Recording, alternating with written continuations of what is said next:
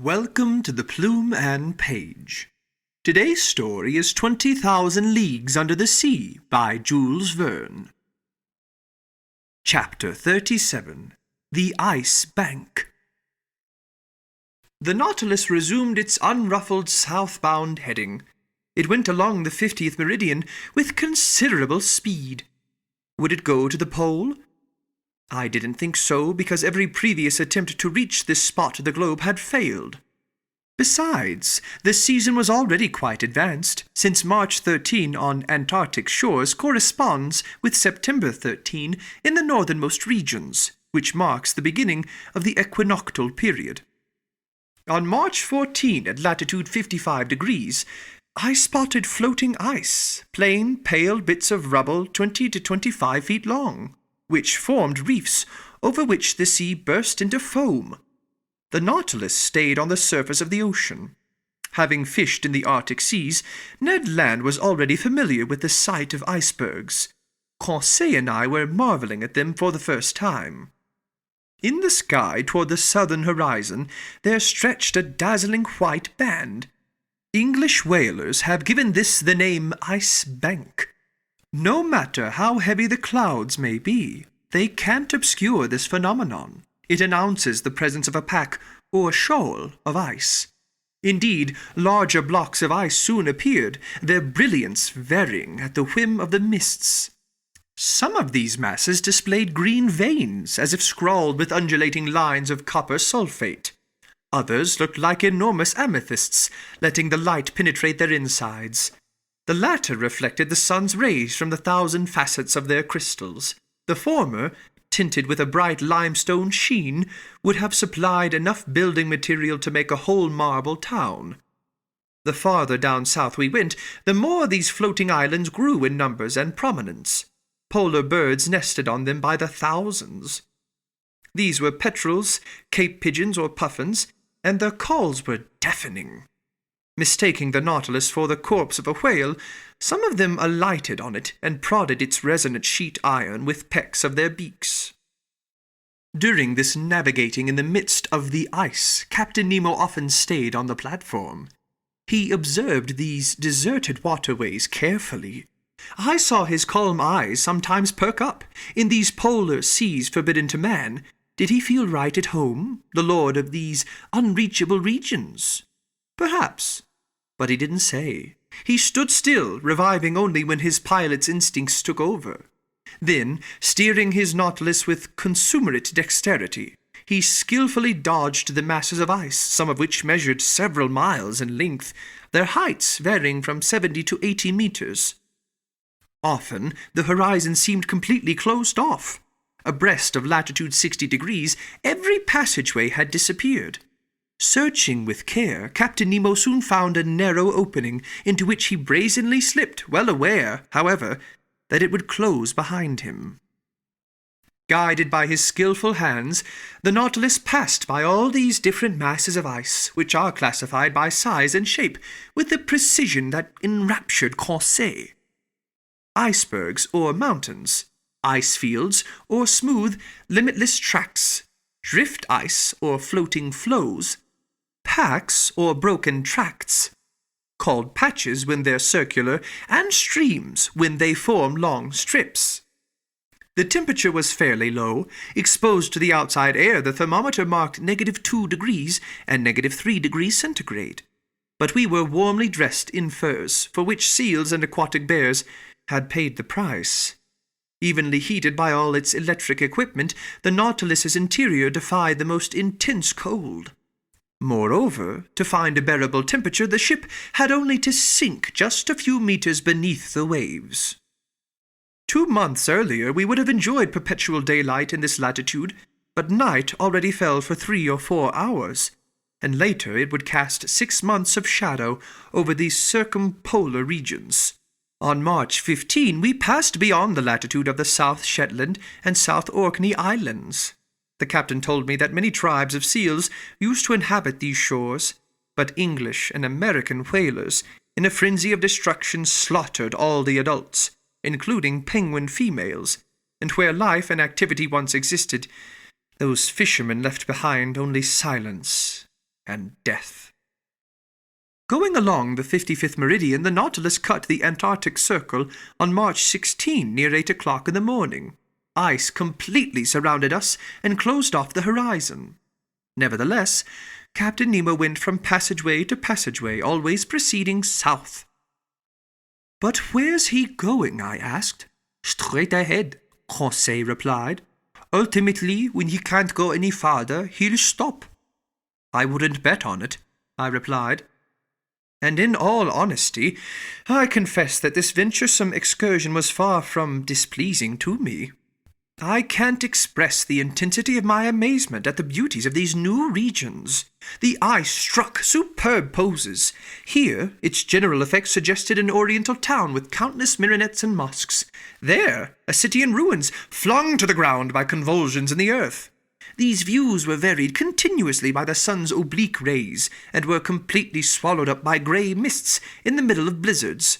Then explosions, cave-ins, and great icebergs, somersaults, would occur all around us, altering the scenery like the changing landscape in a diorama. If the Nautilus was submerged during these losses of balance, we heard the resulting noises spread under the waters with frightful intensity, and the collapse of these masses created daunting eddies down to the ocean's lower strata. The Nautilus then rolled and pitched like a ship left to the fury of the elements. Often, no longer seeing any way out, I thought we were imprisoned for good, but Captain Nemo, guided by his instincts, discovered new passageways from the tiniest indications. He was never wrong when he observed slender threads of bluish water streaking through these ice fields. Accordingly, I was sure that he had already risked his Nautilus in the midst of the Antarctic seas. However, during the day of March 16, these tracts of ice completely barred our path. It wasn't the ice bank as yet, just huge ice fields cemented together by the cold. This obstacle couldn't stop Captain Nemo, and he launched his ship against the ice fields with hideous violence. The Nautilus went into these brittle masses like a wedge, splitting them with dreadful cracklings. It was an old-fashioned battering ram, propelled with infinite power. Hurled aloft, ice rubble fell back around us like hail. Through brute force alone, the submersible carved out a channel for itself. Carried away by its momentum, the ship sometimes mounted on top of these tracts of ice and crushed them with its weight, or at other times, when cooped up beneath the ice fields, it split them with simple pitching movements, creating wide punctures. Violent squalls assaulted us during the daytime. Thanks to certain heavy mists, we couldn't see from one end of the platform to the other. The wind shifted abruptly to every point on the compass. The snow was piling up in such packed layers, it had to be chipped loose with blows from picks. Even in a temperature of merely -5 degrees centigrade, every outside part of the Nautilus was covered with ice. A ship's rigging would have been unusable, because all its tackle would have jammed in the grooves of the pulleys. Only a craft without sails, driving by an electric motor that needed no coal, could face such high latitudes. Under these conditions, the barometer generally stayed quite low. It fell as far as 73.5 centimeters. Our compass indications no longer offered any guarantees. The deranged needles would mark contradictory directions as we approached the southern magnetic pole, which doesn't coincide with the southern pole proper. In fact, according to the astronomer Hanstein, this magnetic pole is located fairly close to the latitude 70 degrees and longitude 130 degrees, or abiding by the observations of Louis Isidore Duperrey in longitude 135 degrees and latitude 70 degrees 30. Hence, we had to transport compasses to different parts of the ship, take many readings, and strike an average. Often we could chart our course only by guesswork, a less than satisfactory method in the midst of these winding passageways whose landmarks change continuously. At last, on March 18, after 20 futile assaults, the Nautilus was decisively held in check. No longer was it an ice stream, patch, or field. It was an endless, immovable barrier formed by ice mountains fused to each other. The ice bank, the Canadian told me.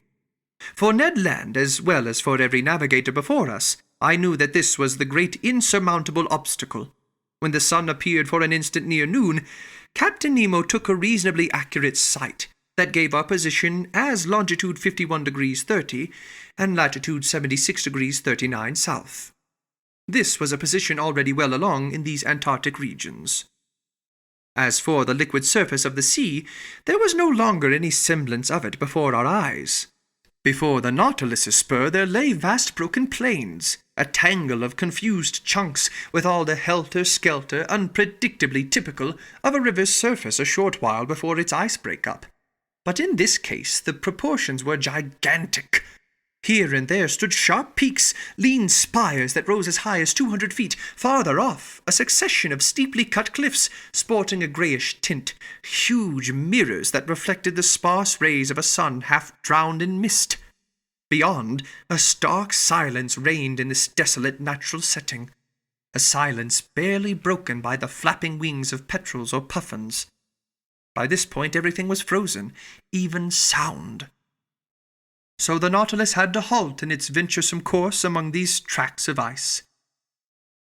"Sir," Ned Land told me that day, "if your captain goes any farther—" "Yes?" "He'll be a Superman." "How so, Ned?" "Because nobody can clear the ice bank. Your captain's a powerful man, but damnation, he isn't more powerful than nature. If she draws a boundary line, there you stop, like it or not." "Correct, Ned Land, but I still want to know what's behind this ice bank. Behold my greatest source of irritation, a wall." "Master is right," Conseil said. "Walls were invented simply to frustrate scientists. All walls should be banned." "Fine," the Canadian put in, "but we already know what's behind this ice bank." "What?" I asked. "Ice, ice, and more ice." "You may be sure of that, Ned," I answered, "but I'm not. That's why I want to see for myself." "Well, Professor," the Canadian replied, "you can just drop that idea. You've made it to the ice bank, which is already far enough, but you won't get any farther, neither your Captain Nemo or his Nautilus. And whether he wants to or not, we'll head north again, in other words, to the land of sensible people." I had to agree that Ned Land was right, and until ships are built to navigate over tracts of ice, they'll have to stop at the ice bank. Indeed, despite its efforts, despite the powerful methods it used to split this ice, the Nautilus was reduced to immobility.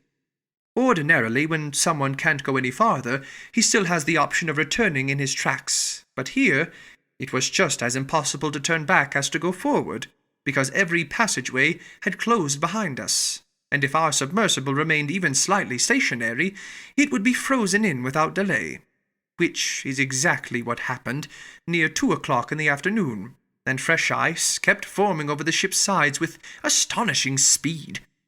I had to admit that Captain Nemo's leadership had been most injudicious.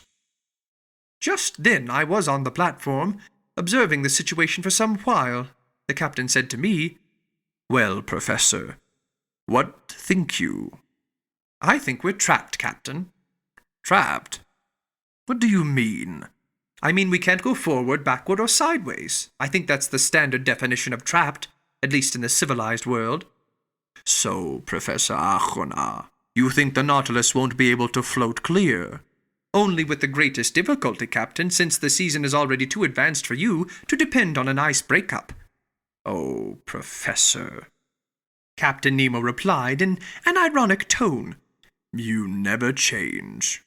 You see only impediments and obstacles. I promise you, not only will the Nautilus float clear, it will go farther still."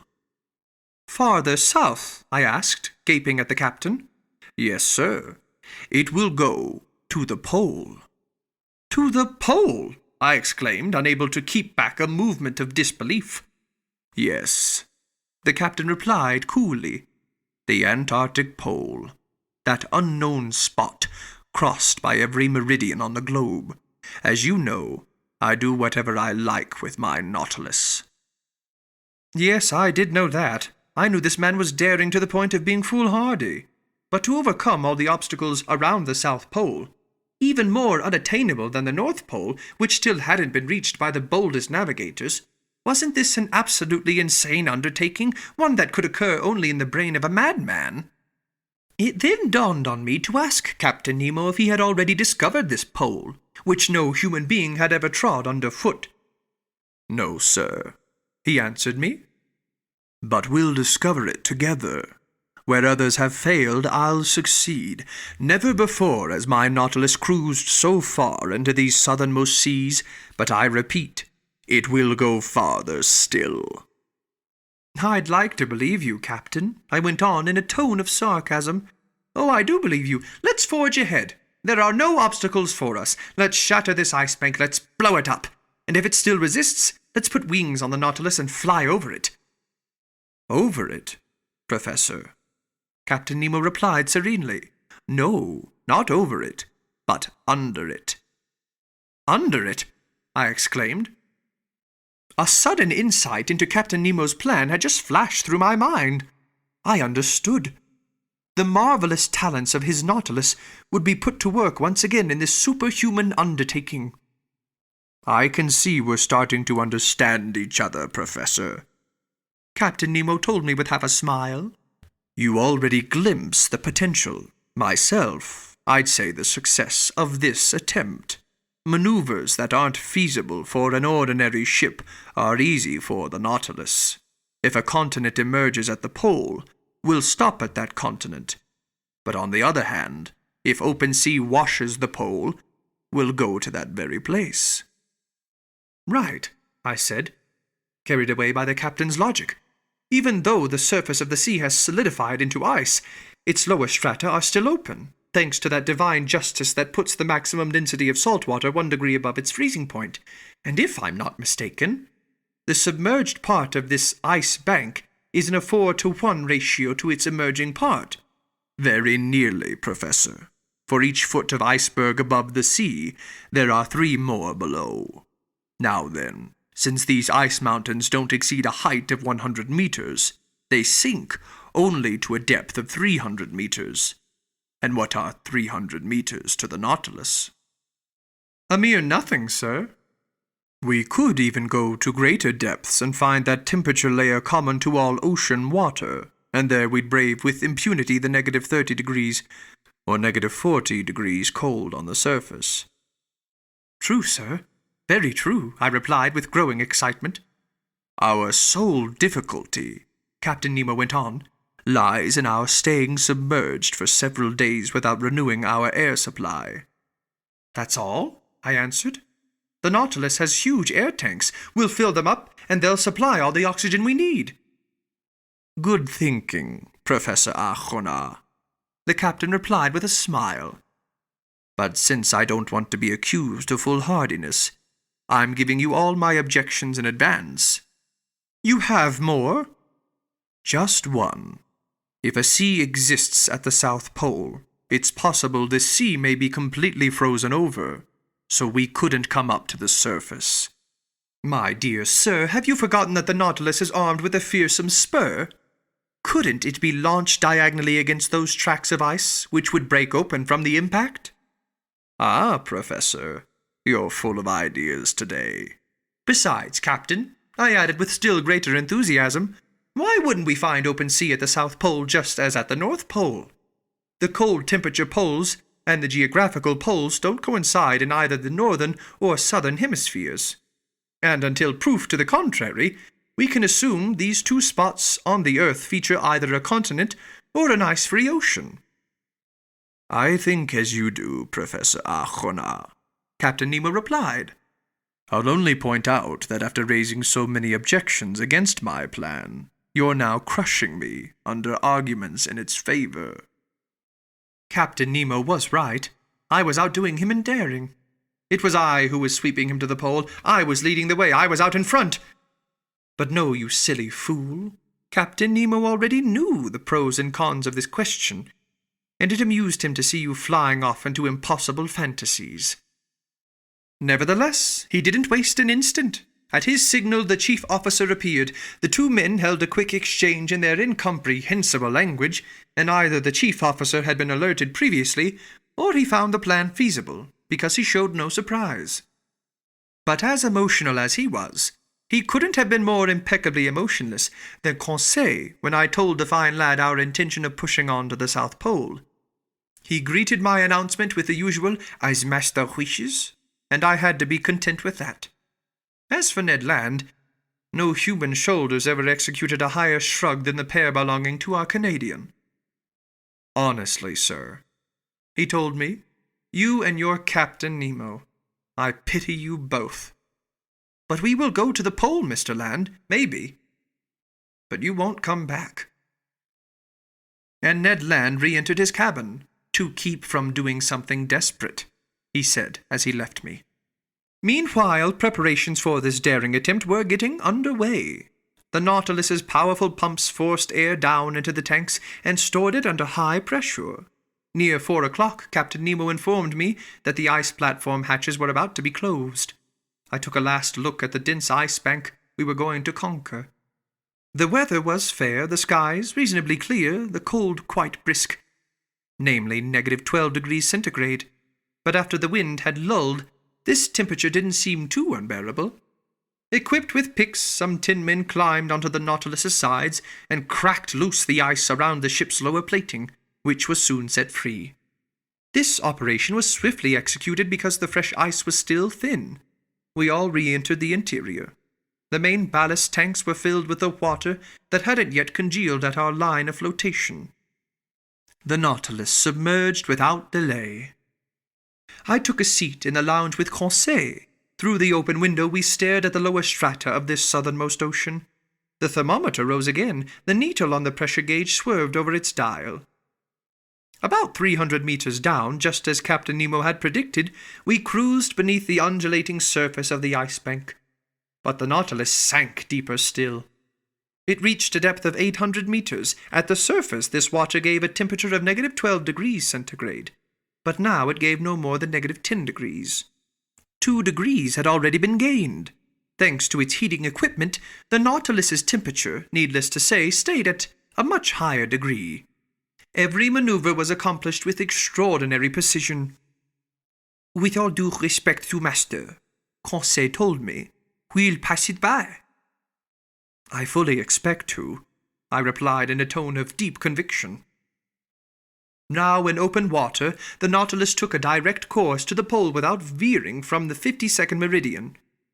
From 67°30 to 90°, 22.5 degrees of latitude were left to cross. In other words, slightly more than 500 leagues. The Nautilus adopted an average speed of 26 miles per hour, the speed of an express train. If it kept up this pace, 40 hours would do it for reaching the pole. For part of the night, the novelty of our circumstances kept Conseil and me at the lounge window. The sea was lit by our beacon's electric rays, but the depths were deserted. Fish didn't linger in these imprisoned waters. Here they found merely a passageway from going from the Antarctic Ocean to open sea at the pole. Our progress was swift. You could feel it in the vibrations of the long steel hull. Near 2 o'clock in the morning I went to snatch a few hours of sleep. Conseil did likewise. I didn't encounter Captain Nemo while going down the gangways. I assumed that he was keeping to the pilot house. The next day, March 19 at 5 o'clock in the morning, I was back at my post in the lounge. The electric log indicated that the Nautilus had reduced speed. By then it was rising to the surface, but cautiously, while slowly emptying its ballast tanks. My heart was pounding. Would we emerge into the open and find the polar air again? No. A jolt told me that the Nautilus had bumped the underbelly of the ice bank, still quite thick to judge from the hollowness of the accompanying noise.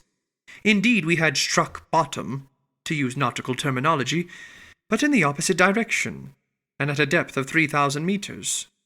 That gave us 4,000 feet of ice overhead, of which 1,000 feet emerged above water. So the ice bank was higher here than we had found it on the outskirts. A circumstance less than encouraging.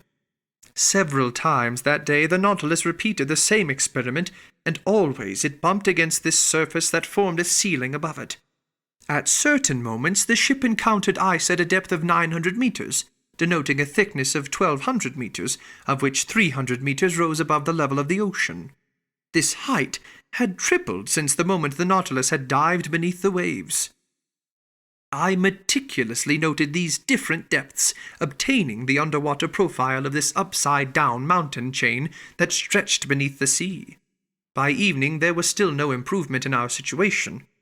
The ice stayed between 400 and 500 meters deep. It was obviously shrinking, but what a barrier still lay between us and the surface of the ocean!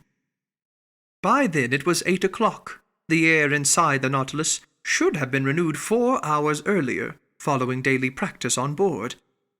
But I didn't suffer very much, although Captain Nemo hadn't yet made demands on the supplementary oxygen in his air tanks.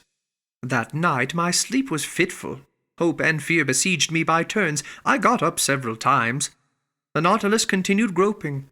Near 3 o'clock in the morning, I observed that we encountered the ice bank's underbelly at a depth of only 50 meters. So only 150 meters separated us from the surface of the water. Little by little the ice bank was turning into an ice field again. The mountains were changing back into plains. My eyes didn't leave the pressure gauge. We kept rising on a diagonal, going along this shiny surface that sparkled beneath our electric rays. Above and below, the ice bank was subsiding in long gradients. Mile after mile it was growing thinner. Finally, at 6 o'clock in the morning on that memorable day of March 19, the lounge door opened. Captain Nemo appeared. "Open sea," he told me.